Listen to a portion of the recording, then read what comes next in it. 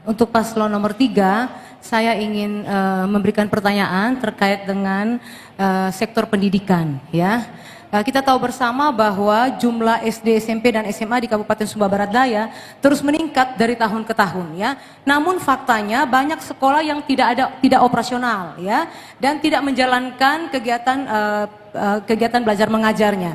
Bahkan disinyalir manipulasi data Dapodik, ya. Nah, apa yang akan Anda lakukan untuk mengatasi masalah ini jika Anda terpilih, ya? Terima kasih. 24 detik.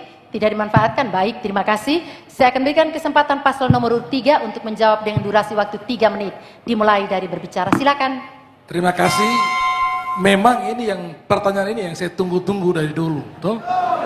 Nah, karena tidak ada celah lain untuk menjatuhkan, maka mencari alasan justifikasi yang tidak benar.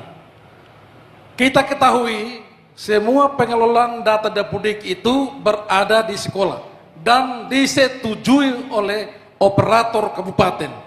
Mestinya itu alamatnya jelas.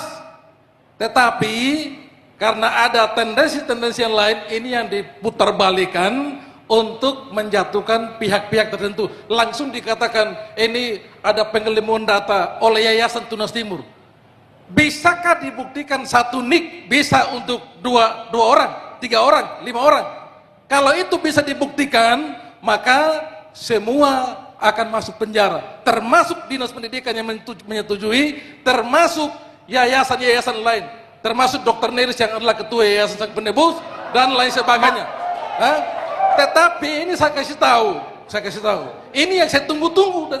Makanya saya kasih tahu pada hari ini justifikasi seperti itu, sehingga jangan masyarakat umum perlu mengetahui ini. Saya langsung sampaikan pada hari ini, satu NIK itu hanya untuk satu siswa dan tidak bisa didobol-dobolkan itu. Kalau itu bisa dibuktikan, maka itu yang namanya manipulasi. Silakan tangkap memang itu. Dan sepanjang tidak ada pembuktian yang benar untuk itu dan dipolitisir, disampaikan di lapangan, ini SLD ada penggelembungan data, ini bagaimana caranya? Ya tangkap pertama bupatinya, tangkap pertama kepala dinasnya. Yayasan tidak punya justifikasi sama sekali untuk itu. Nah ini supaya masyarakat umum SPD mengetahui ini. Karena tidak ada celah untuk menghantam SLD pakai cara-cara yang kotor seperti ini. Saya belum bertanya, ya. Saya belum menggunakan yang lain-lain.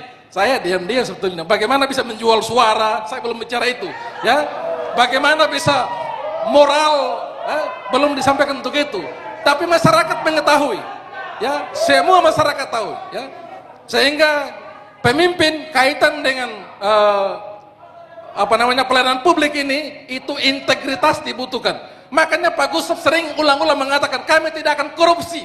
Mari kita buktikan, karena kami itu kami tunggu-tunggu memang. Dan baru hari ini disampaikan ternyata ini loh yang selama ini dimainkan.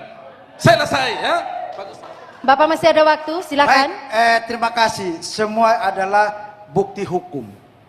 Jadi prasangka silakan, tetapi kita punya lembaga hukum yang berkaitan dengan apa yang kita duga. Sekira itu. Ya, baik, 1 detik waktu selesai. Bapak Ibu, kami mohon kita tenang karena ada akan tanggapan balik. Kalau pasangan lain tidak mendengar dengan baik, akan sulit bisa menjawab. Dan pasangan calon kami ingatkan tidak menyebutkan nama orang. Sekali lagi tidak menyebutkan personal. Kita debat untuk pasangan calon dan program serta visi misi. Ya, boleh Bapak Ibu berdebat, ide cemerlangnya, programnya boleh. Silakan. Ya, kami masih punya waktu tersisa sebentar Ibu. Ya, kita akan memberikan kesempatan untuk tanggapan balik. Paslon nomor urut 1 untuk menanggap apa yang disampaikan oleh paslon nomor urut 3 dengan durasi waktu 2 menit. Kami silakan. Baik, terima kasih. Sesungguhnya ini pertanyaan saya, ya, menanyakan upaya-upaya yang dilakukan jika ada indikasi-indikasi. Karena begini, tadi paslon nomor 3 mengatakan bahwa lama sekolah di Kabupaten Sumba Barat Daya itu sangat rendah. Nah, sedangkan kita tahu setiap tahun itu ada peningkatan jumlah sekolah SD, SMP, SMA, ya. Sedangkan banyak kita mendapat informasi, saya keliling ke masyarakat, saya mendengar bahwa ada informasi, oh ini sekolahnya tidak aktif, ada gedungnya, tapi tidak ada proses belajar mengajar. Ya, nah ini yang kita temui sehingga karena saya merasa bahwa paslon 3 adalah salah satu pegiat pendidikan. Ya, salah satu pegiat pendidikan. Tentu paslon ini punya kiat-kiat sehingga ini kita bisa belajar. Jadi begini, mohon maaf ya, ketika tadi paslon ngomong masalah, saya pikir paslon keliru menjawab itu, ya. Keliru, kenapa? Kenapa keliru, ya?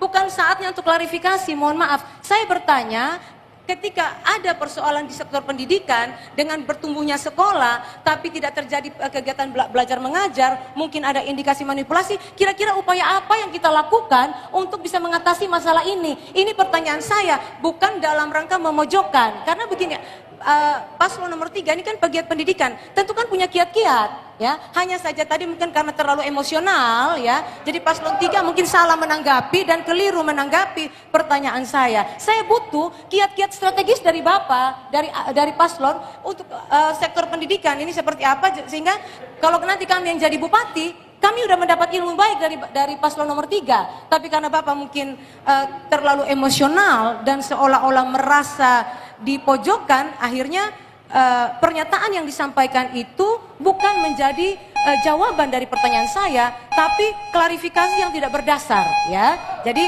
itu saja mungkin dari saya. Terima kasih atas tanggapannya, sudah sangat bagus, luar biasa. Baik, terima kasih paslon nomor urut 1. Kita masih punya satu kesempatan untuk tanggapan balik dari paslon nomor urut 3. Bapak Ibu tenang, kita mendengar dan menyimak secara baik, ya. Kesempatan paslon nomor urut 3 dengan durasi waktu 2 menit. Baik, terima kasih, ya. Kiat-kiat yang dilakukan itu sudah sesuai dengan prosedur yang ada. Proses KBM-nya berjalan, sistem controllingnya kita berjalan. Tetapi memang ada pihak-pihak tertentu yang bermain di belakang untuk mengadu domba. Disuruh kalau kamu bergabung dengan sekolah, bikin yayasan lain supaya ini membunuh, mematikan sekolah-sekolah tertentu. Itu kami temukan di lapangan. Dan siapa otaknya? Ya memang otak yang dari dulunya begitu memang, ya. Yang kedua, saya perlu sampaikan bahwa terkait dengan kiat-kiat yang dilakukan saya sudah sampaikan tadi itu, ya. Proses KBM-nya berjalan, ya. Di mana SD, SMP yang tidak berjalan? Kita punya program di SPD ini berjalan semua, ya. Tetapi kalau dikatakan tidak berjalan, di mana sekolah mana yang disampaikan itu, ya. Kemudian yang ketiga, saya perlu sampaikan juga bahwa proses pembelajaran selama ini baik untuk SD, SMP, kami sudah berusaha untuk melaksanakan, tetapi ada upaya tertentu dari dinas lah, dari orang-orang tertentu di situ yang punya akses ke situ untuk membatasi pencairan dana bosnya supaya ajak mereka lagi pindah ke yayasan lain. Ini yang sebetulnya sangat personal. Tetapi ini ketika ditanyakan di dalam forum ini, maka saya sampaikan itu seperti itu. Masih ada waktu?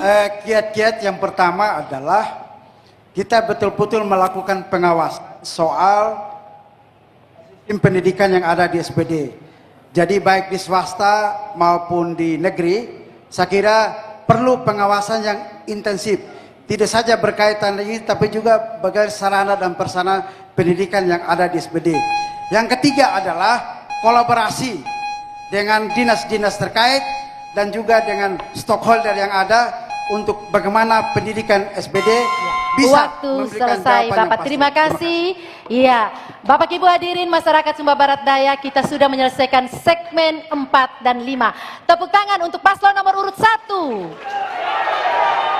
Paslon nomor urut 2. Paslon nomor urut 3. Iya, Anda semua luar biasa.